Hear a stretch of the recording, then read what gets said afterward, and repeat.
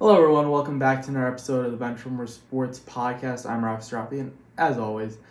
And today we're going to just go through some of the top free agents that are going to be available Wednesday, July 13th, when free agency opens. Some guys that I think are going to be unrestricted. Where do I think they're going to sign? What team? What contract? So we'll just break it down one by one and go down my list. I'll tell you guys where I think they're going to go. Be sure to subscribe for more videos like this or just for a regular podcast as well, along with some of my skits as well. Whatever you like, I'm sure we have it. So be sure to follow us on YouTube, subscribe to us, and follow us on TikTok, Benchwarmer_sports, for some of our shorter 1 to 2, 3 minute films as well. But let's just hop right into number one, Johnny Gaudreau. So Johnny Gaudreau had 115 points this past season, and the one thing that I wish from a Flames perspective that they did was give Gaudreau's extension last summer, because he balled out this past season. He's 28 years old, and honestly, he could have won the Hart. He had a great season as a whole. He really helped the Flames team that wound up going number one in the Pacific. Obviously, they didn't go as far as they would have liked, losing in 5 to the Oilers. But right now, there's rumors around $9.5 million for the next 8 years with the Flames. That offer still on the table as I record. Obviously, things may change, so we'll see what happens with that. But we'll see what happens. If he hits free agency, a lot of teams that are looking to get a guy like Johnny Gaudreau are the Devils and the Flyers. And these are both two teams that Johnny Gaudreau is from the New Jersey area. He's very linked to the New Jersey Devils. We'll see if he goes there. And obviously the Flyers.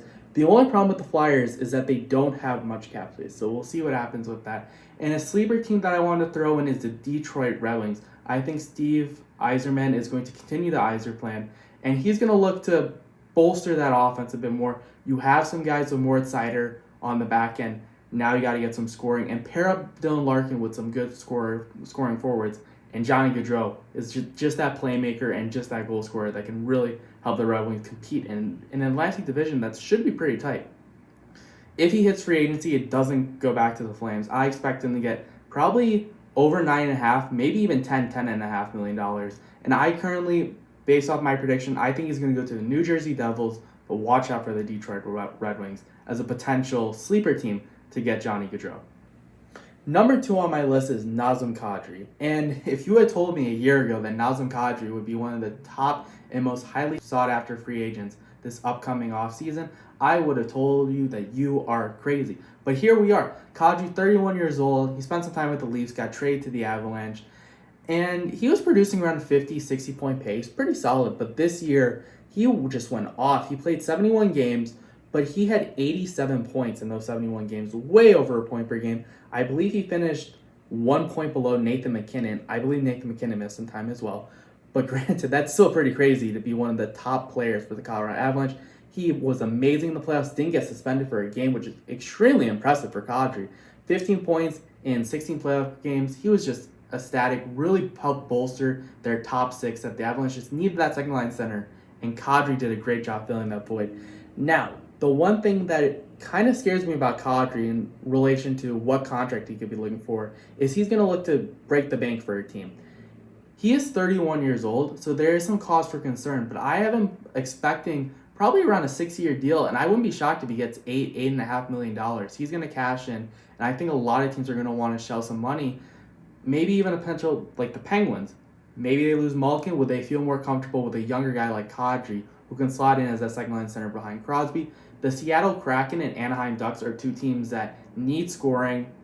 Defensively, they're really putting together, but right now, I just think that they need some scoring, both teams. I think Kadri's going to sign with potentially the Seattle Kraken. I really like this potential signing for them. I think that this really helps bolster their centers. Then you have your center depth is Matty Beniers, future Shane Wright, and then Nazem Kadri right now. I think that's going to be a huge help for the Seattle Kraken.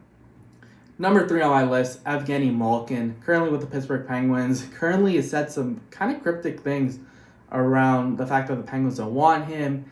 He's currently fighting with the Penguins about 1 extra year. So currently, the Penguins are offering him a 6x3.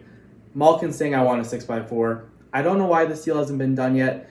I understand the injury concerns. He's only played 41 games this past season, still over a point per game at 42. But I understand the cause of concern for giving him a contract. But you just gave Chris Letang 6 years at $6.1 million. So I don't really see the point to why an extra year wouldn't hurt them. Currently, I really do believe that Malkin wants to be with the Penguins, and I think there's definitely a way to get that done. But right now, if I had to choose a team, it would probably be the Washington Capitals. I also keep an eye out for the Rangers, but the Rangers, I think they're going to look to bring back Cobb, potentially Strome. So I am expecting the Capitals, with who knows what happens to Nick Backstrom this upcoming season. I think that they get that second line center. Malkin, you have Ovechkin, you have Kuznetsov, you have a lot of Russians, Orlov as well. I think Malkin would really fit in well. Yes, it's a rival team, but you have to also take into the context too that Malkin's a Russian and he's likely there's probably some connections between Ovechkin and Kuznetsov. So I think Malkin probably slots in around $6.5 million, and probably for 4 years, exactly what he's wanting from Pittsburgh. I think he'll get that with the Washington Capitals this upcoming offseason. Next guy up is Patrice Bergeron, and I debated whether or not I wanted to put him on the list because he's made it very clear that he's signed with the Boston Bruins, hence why I'm predicting him going to the Bruins. He's probably going to go $2-3 million. The Bruins only have $2 million in cap space, which is a bit concerning. Obviously, the Lindholm, I believe, 6.5 by 8-year deal kicks in once free agency opens. So we'll see what happens with that, and if they can free up any cap space through getting rid of Foligno, DeBrusque. There's a lot of guys for the Bruins to potentially move to create some salary space, but we'll just keep it short and simple here. I think Bergeron stays with the Boston Bruins, 5-time Selke winner. He's made it clear that Boston is where he wants to be, so I wanted to throw him on the list because he's still a free agent. He's still going to be an unrestricted guy, but I do have Patrice Bergeron going to the Bruins and probably sticking around on some one-year deals until he finally decides to call it quits. Moving on to defense, there's really only one defenseman that is going to be very highly touted. Obviously, you have Josh Manson. You have some other guys, Ben Sherratt. You have some good defensemen that can slot into that 3, 4, 5 range on your potential top 6. But there's really no number 1, number 2 defenseman other than John Klingberg. And I think John Klingberg is more of a number 2, number 3 on a really good team. And I think he's going to be sought after by a lot of teams that are looking for another top 4 defenseman. One team in particular that I've heard a lot of buzz around with John Klingberg is the Carolina Hurricanes. They have a ton of cap space. They're not bringing back Trocheck. They just traded D'Angelo. Klingberg can be that power play quarterback that they need, that they lost with D'Angelo. So I have Klingberg going to the Carolina Hurricanes on a 7x7. I think that's around what he's asking for. Priced himself out of Dallas. I understand why Dallas doesn't want to give him that contract. 30 years old. It's going to be on his back half, but I think the Carolina Hurricanes are just going to go with it. They're going to give him that 7x7. One concern that I have with him is he's a minus 53 in his last 3 seasons. That's really bad. I know I kind of said that in a weird way, but I know plus minus isn't a very good stat as a whole, but the fact that you're a minus 53 in the past 3 seasons is a cause for concern. But then again, in a defensive system like the Carolina Hurricanes, I think no matter who you put in that realm, Tony DeAngelo does not play defense, but he really took some strides with the Carolina Hurricanes this past season. So I think there's definitely a fit for John Klingberg. Other teams look out for maybe Winnipeg, maybe Lou Lamoriello looks to bolster the top 4 even more with a John Klingberg, but I do have him going to the Carolina Hurricanes on a 7-year, $7 million per year contract in free agency. All right, next up we have the former captain of the Philadelphia Flyers traded at the trade deadline to the Florida Panthers for a pretty nice package, a first-round pick, and along with that, you have Owen Tippett as well. Claude Giroux played really well this past season with the Flyers and then played really well with the Florida Panthers as well. He had 23 points in 18 regular season games with Florida. He's 34 years old, but he's shown that he can still play.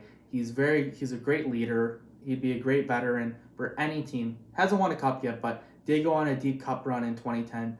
I love how that ended. But regardless, Claude Giroux, very well-trained, well-seasoned veteran who would be a great winger for any team that's looking for him this offseason. I have Claude Giroux going up north to Canada for the next couple years and signing with the Canadian team, either Ottawa, Edmonton, or the Flames. I think the Flames, if they don't get Gaudreau, are going to shift over to Giroux. Edmonton's been linked a lot to Giroux, so that's something to look out for. I think that Ottawa, getting Alex DeBrincat, I think they're really trying to make a push now to say, hey, we are competing. We need to bolster our top 6 even more. You have Stützle. You have Norris. You have Bath. You have so many guys now in your top 6. I think adding Claude Giroux just to complete your top 6 would just be amazing along. And you have Brady Tkachuk as well. But that's besides the point. I have Claude Giroux in my prediction. I think he's going to go to the Ottawa Senators. He's going to make $6 million for the next 4 years. It's a bit long of a deal, but I just think that with all these veterans, I think a lot of them are going to get 4 or 5 year deals. And I'm just expecting Claude Giroux to probably get $5-6 million for the next 4 years. And I expect him, as mentioned prior, to go to the Ottawa Senators this upcoming free agency. So this is one of the more interesting players that is on my list that I'm going to be talking about today. Evander Kane, great power forward. His contract got terminated by the San Jose Sharks earlier in the season, in the 21-22 season, and signed a 1-year deal, prove-it deal with the Edmonton Oilers in the meantime. And he was amazing. This was the perfect thing that could have happened to Evander Kane. This was by far the best case scenario for him. He had 39 points in 43 games, was great in their top 6. In the playoffs, he led the NHL in points in the postseason with 13 in 15 games. I believe he led the league in goals in the playoffs until the Stanley Cup final midway through it. So that just shows how good of a job he did at putting the puck in the net this past season. I think teams like the Blues, Ducks, and Kraken could all really use that, especially the Blues trade Tarasenko or they lose David Perron in free agency. I think the Blues could be a sleeper team, but I have them going to the Ducks. I wouldn't be shocked if Seattle, but I have Seattle currently taking Kadri. So I have the Ducks now going with Evander Kane. I think that's really going to be helpful to them to have a power forward type player in their top 6 alongside Zegras and Troy Terry. I think it's going to be good help for them. As long as the contract termination stuff is resolved and he's able to be a free agent, I do expect him to stay in the Pacific with his third Pacific team and go to the Anaheim Ducks. I'm expecting $6.5 million to $7 million, around that range. I'm going to go on the upper end of $7 million for the next 3 years for Evander Kane. He's 30 years old. I don't think teams are going to want to give him a lot of term because he has this enigma, which is true, that he is a locker room cancer. So I don't think teams, along with the contract termination, I don't think teams are going to want to give him 6-7 years. So I'm expecting around a 3-4 year deal. So I have him going to the Anaheim Ducks, $7 million for 3 years, and we'll see what happens with Evander Kane in regards to his future. Our final forward of the list is Ondrej Palat, who is coming off of 3 straight Stanley Cup finals, won 2 of those back-to-back in 2020 and 2021. So he knows what it takes to win. He was extremely clutch this past season, was amazing, 21 points in 23 games in the playoffs. If you needed a goal, if Tampa needed a goal at any point, you put out Ondrej Palat, and Ondrej Palat's going to score that goal. It does not matter how many people are out on the ice, what the defensive scheme is. Ondrej Palat will score a goal. He was so clutch, and I think a lot of teams are going to want that experience that he has of going on deep playoff runs. He's 31 years old, but I don't think that's going to stop any team. I think a lot of teams are going to want to give him a 5-year deal. He's not like a Steven Stamkos, Joe Pavelski, where you can just give him a long-term deal entering through his 30s, and you can just anticipate him playing really well. I think Palat's game will fall off by the end of his contract, so teams won't be willing to give him 7-6 years. So I've been going for 5 years. Teams of interest that I think personally would be a good fit. Once again, I have the Calgary Flames, especially if they lose Gaudreau. They're going to look for another top 6 guy, and Palat could definitely be that guy, where you obviously lose a step going down from Gaudreau, but you still have Palat, which is still a very viable option. Another team, Anaheim, as I mentioned prior, they're looking for goal scorers. They're looking for guys who can put up points on the offensive end.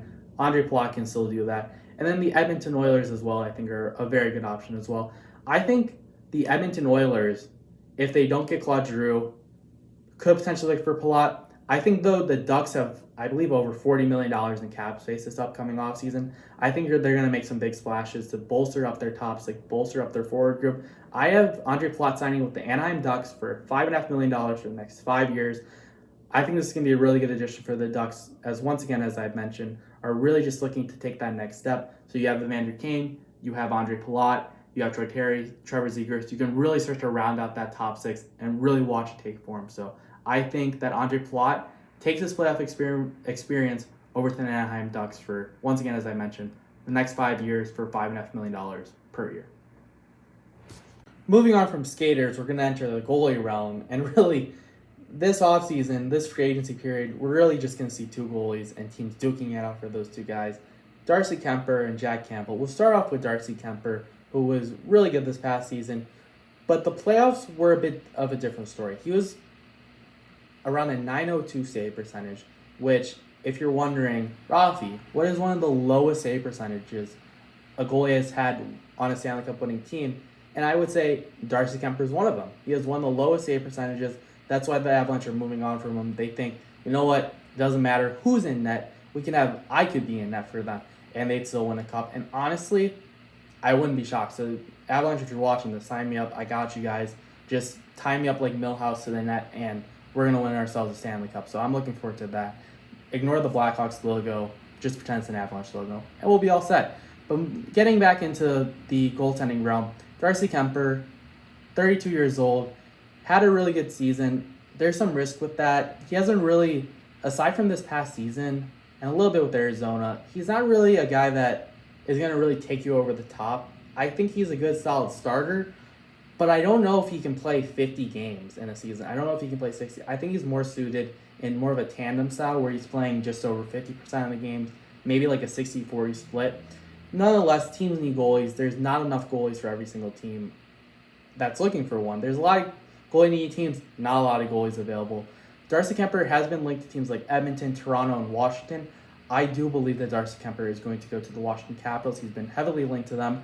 I have him going on a 5x5 to the Washington Capitals this upcoming offseason. I just think that that's going to be a good fit for the Capitals, who just traded out Vitek Vanacek out to the New Jersey Devils. So we'll see what happens with the Devils' goaltending situation because they still have Reimer and Blackwood. But Darcy Kemper going to the Washington Capitals, I think that's going to be a good signing for them.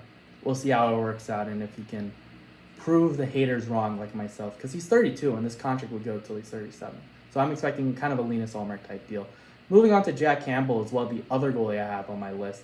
I am also going for a 5x5. I think either one, I think the most to get is $5.5 million for 5 years. I think that's kind of like the max I'd expect from either of them to sign this coming Wednesday. But Jack Campbell played much better than Darcy Kemper. He has played really well beneath, not a bad Leafs defense, but certainly could be a bit better. I don't know why Toronto's not bringing him back and why they're being very cheap with him. I don't expect him to re-sign. Currently, he has not truly said he's going to unrestricted free agency or not, but I don't expect him to re-sign with the Maple Leafs. I think trading Peter Mrazek and now trying to circle back to Jack Campbell after lowballing him the whole year, not a good idea if you want a goalie. So I think that the Leafs are going to wind up with Matt Murray, which is going to be absolutely hilarious. But getting back to Jack Campbell, he's shown, although he is 31 years old, so there is a little bit concern there with his age and with the fact that he still doesn't have too much starting experience of taking on that workload of 40-plus games in a season. I still think teams are just going to sign him because they need a starting goaltender. Edmonton, Toronto, Washington, New Jersey are all teams to look out for. I am going to Edmonton, as I mentioned earlier. Toronto, getting Matt Murray. Washington, I think they're going to get Kemper. New Jersey, they got Vanacek. I'm interested to see if the Devils have been linked to goalies still, so we'll see what happens with that. But I have the Oilers signing Jack Campbell to a 5x5. This goes till he's 35 years old. Through simple math, 30 plus 5, 35. Crazy. And I just think this is going to be a great fit for the Oilers, who now are losing Koskinen, who's going over to the SHL, I believe, or he's going to Switzerland. And Mike Smith, who is likely not going to return. He's likely going to be on LTIR, retired. So Jack Campbell really helps you in net, and I think you take that next step. You made it to the conference finals with Mike Smith. Now you have Jack Campbell. Now you're really talking and could potentially be one of the top dogs in the Western Conference this upcoming offseason. But let me know what you guys think in the comments below. Where you think some of the guys I mentioned are going to be signing this offseason. Let me know what you guys think. Is there going to be any trades, offer sheets, etc.? So be sure to let me know in the comments below. Don't forget to leave a like. Make sure to subscribe to our channel. Follow us on TikTok, Benchwarmer_sports. I hope you enjoy this kind of video where it's just me and just talking about the NHL stuff. So if you want to see more stuff like this, let me know. I'd be more than happy to make more. So once again, be sure to subscribe to our channel. Once again, follow us, Benchwarmer_sports on TikTok for shorter videos. I hope you enjoyed this one. And for the whole Benchwarmers crew, along with myself, we hope you enjoyed and have a great rest of your day. See ya.